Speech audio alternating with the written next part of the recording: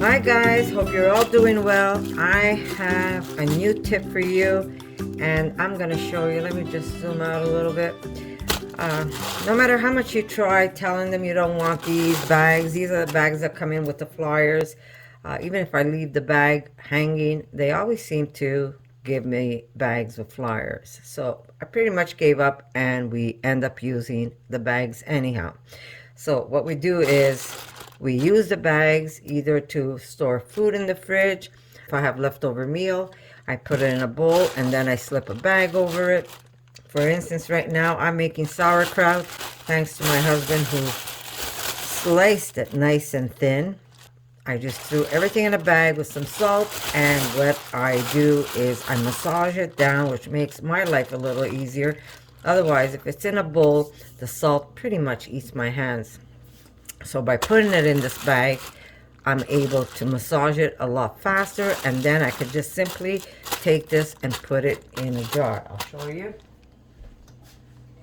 Because it's in a bag, I could just massage it quickly. Everything comes out of it, and now I'm able to take this and put it straight into my jar. And another thing you can do is, because these bags are, here we go. Now if you buy plastic wrap, those are not recyclable. It ends up going into the landfill. Instead of, if you put it in the recycle bin, next thing you know, they're going to end up throwing the whole lot of recycle in the garbage. And if you don't put it in the recycle and put it in the garbage, it goes in the landfill anyhow.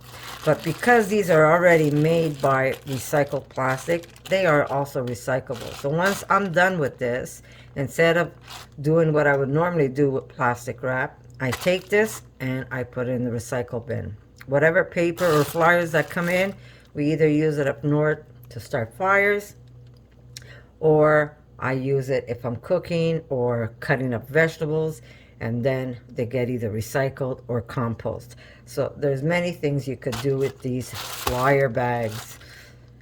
I used to hate them. I don't hate them as much. This gives me a chance not to bring home plastic because it comes home to me every week.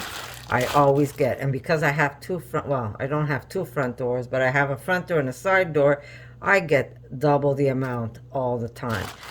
We bring them at the country and we use them up anyhow, either to store food or to start a fire. So this is just a little tip and makes your life a lot easier. Like I said, it takes me 2 minutes to massage the cabbage, and then now I'm ready to just jam it in a jar and let it ferment for a few days.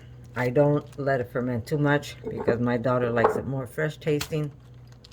But once it's in a jar, you could just let it go and you can let your sauerkraut ferment, and then you have delicious sauerkraut in no time at all. And it takes 2 minutes to turn that cabbage into a very wet mass.